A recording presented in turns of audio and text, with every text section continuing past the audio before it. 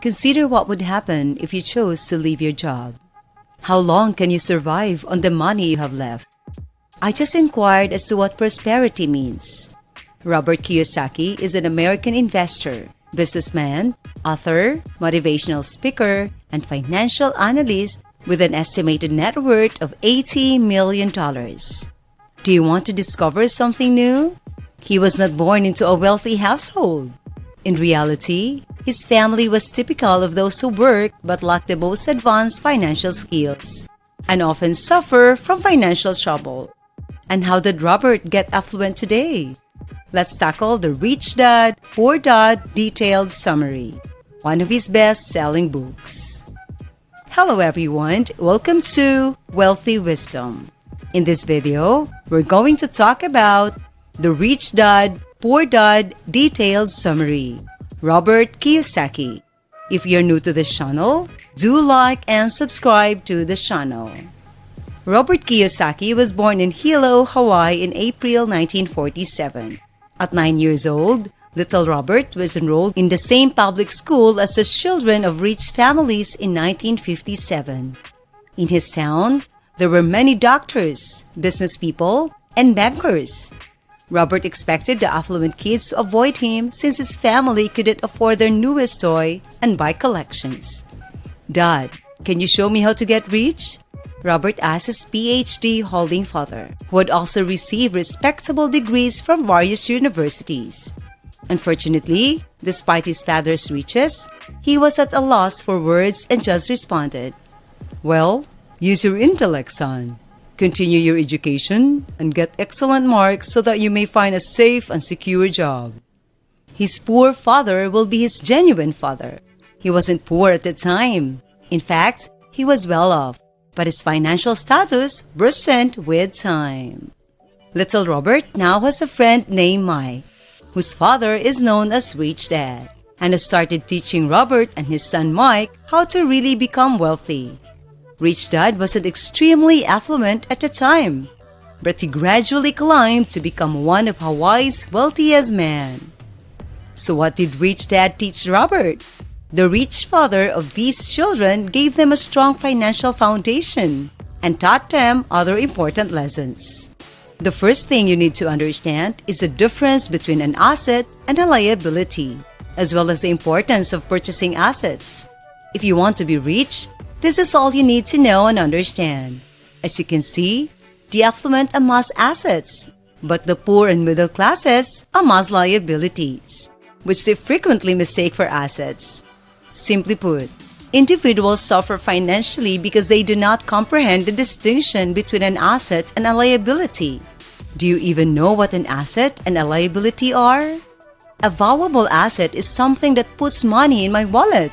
A burden is something that drains my financial account. As an example, consider the cash flow pattern of a normal individual. Food, clothes, entertainment, and transportation are all expenses for this person. He earns his money through work. Unfortunately, he has no assets, but he does have obligations, which include mortgages, taxes, credit cards, loans, and believe it or not, the home. Let's now look at how the cash flow pattern really works for the affluent, as mentioned in the Rich Dad, Poor Dad detailed summary. Rather than attempting to raise their income from their normal employment, which is not their primary source of income, they buy and retain assets that provide passive income for them. That is why working hard will not make you wealthy. However, passive income would. The phrase passive income refers to revenue gained without investing your time in it. In other words, you might make money while sleeping. Assets include businesses that do not need your presence, such as stocks, bonds, mutual funds, income-producing real estate, royalties, notes, and anything else with value that provides money. As previously said, the impoverished father had a fair wage from his career, but he was never able to invest since his expenses always seemed to outweigh his profits. As a result, his responsibilities such as his mortgage and credit card debt grow over time. This is because assets are less valuable than liabilities, and income equals costs. which is what unfortunately led dear old dad to remain in debt long after he died.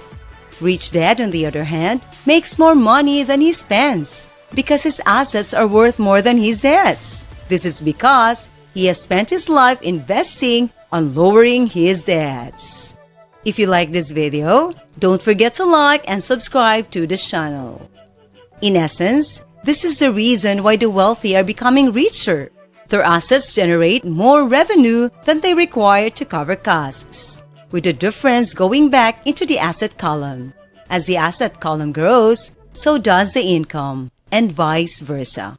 Even though both dads work hard, they have opposing attitudes and points of view.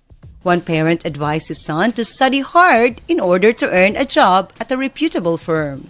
The second piece of advice is to do thorough research in order to choose a trusted shop. One dad said that the reason he was not affluent was because he had children. One person assumed that since I had your children, I must be wealthy. When it came to money, one expert advised playing it safe and not taking a risk. The other said, learn to manage your risk. I can't afford it, one individual stated.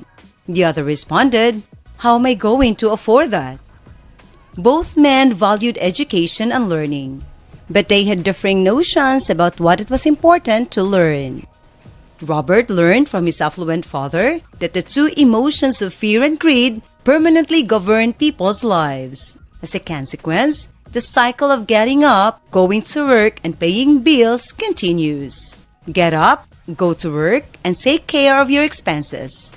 Dread keeps people trapped in this cycle of working, earning money, working, earning money, and hoping the fear of not having enough money will go away. But it's one of the reasons why working hard doesn't make you wealthy.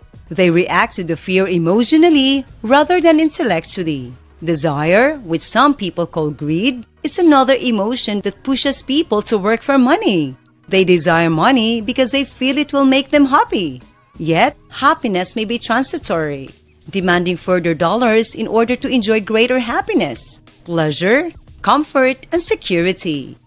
You know, many people are adamant about going to school in order to increase their chances of finding a high-paying job because they share the same fear and ambition. But they don't give up. Work and education, although important, will not help you conquer your fear. To conquer your fear of money, you must first grasp its power and then stop being afraid of it. If you do not learn about money, you will become a slave to it, which is bad since most schools do not teach it. Money ignorance may cause such acute hunger and anxiety that it can lead you into life's worst trap of non-stop labor. Rich Dad suggested that I quit thinking with my emotions and instead learn to think with them. Statements like, I need to locate another job, are examples of emotional thinking. I should be compensated more.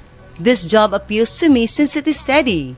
Rather than asking reasonably, is there anything I'm missing here? What we have is what we have. Your job is often the source of your income. If you're affluent, your assets are your income. How long could you live if you quit working today and told me about your wealth? You may laugh if I tell you that I no longer work for money. Rather, money works for me. I hope you learned something about the Rich Dad, Poor Dad detailed summary in full. And thank you for watching. If you like this video, do give us a like, subscribe to the channel, and comment down below. Thank you and goodbye.